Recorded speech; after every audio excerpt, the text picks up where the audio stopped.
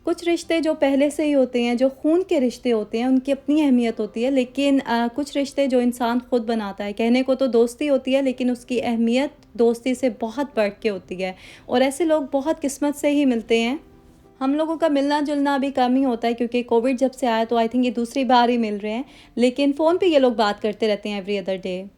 मुझसे अक्सर आप लोग पूछते हैं ना कि आपका इतना मिलना-जुलना नहीं है यहाँ पे, ना आप किसी के घर जाते हैं, ना कोई आपके घर आता है। तो यहाँ पे एक्चुअली देसी कम्युनिटी बहुत कम है और दूसरा ये कि सब लोग अपनी फैमिलीज़ को टाइम देते हैं, सबकी लाइफ बिज़ी होती है और जब से कोविड आया तो सबने बहुत लिमिटेड कर दिया है मिलना-जुलना। बस फ़ोन पे ही सबसे बात हो जाती है। मेरी 1-2 फ्रेंड्स हैं यहाँ पे जो बहुत क्लोज़ हैं, पहले काफ़ी आना-जाना था लेकिन कोविड के बाद से ना मिलना ही नहीं हुआ। तो इंशाल्लाह बहुत जल्द मिलूँगी उनसे और फिर आपके साथ भी शेयर करूँगी। यहाँ पे बच्चे जो हैं वो मज़े से चॉकलेट केक एन्जॉय कर रहे थे और हम बड़ों से यही डिसाइड नहीं हो रहा था कि ये बड़े वाला पीस जो है केक का ये कौन खाएगा, क्योंकि हर कोई हेल्थ कॉन्शियस है और वेट को लेके तो सबको फिर ख़्याल रखना पड़ता है। वैसे केक था बहुत मज़े का, अच्छा तो बहुत लगता है लेकिन जब कैलोरीज़ के बारे में सोचो तो फिर हाथ रोक के ही खाना होता है। अब ये जो लेफ़्ट ओवर केक है ना, ये 2 दिन तक बच्चों को स्नैक्स में मिलता रहेगा तो उनके मज़े होने वाले हैं। वैसे बर्थडेज़ पे जो केक आते हैं ना, वो हम आधे से ज़्यादा नेबर्स को दे देते हैं उसी दिन, क्योंकि फ्रेश क्रीम होती है उसमें तो ज़्यादा देर तक वो आप फ्रिज में रख नहीं सकते। लेकिन ये जो चॉकलेट फज केक होते हैं ये आई थिंक 2-3 दिन तक रह जाते हैं फ्रेश। तो हम लोग अभी केक एंजॉय करेंगे और आप लोग जल्दी से वीडियो को लाइक कर दें अगर आपको अच्छी लगी हो तो। अगर नहीं लगी तो भी कर दें, इट डज़न्ट मैटर। और सब्सक्राइब कर दें चैनल को जिन्होंने अभी तक नहीं किया है। आपसे बहुत जल्द मिलूँगी नेक्स्ट व्लॉग में। अपना बहुत सारा ख्याल रखें। अल्लाह हाफ़िज़।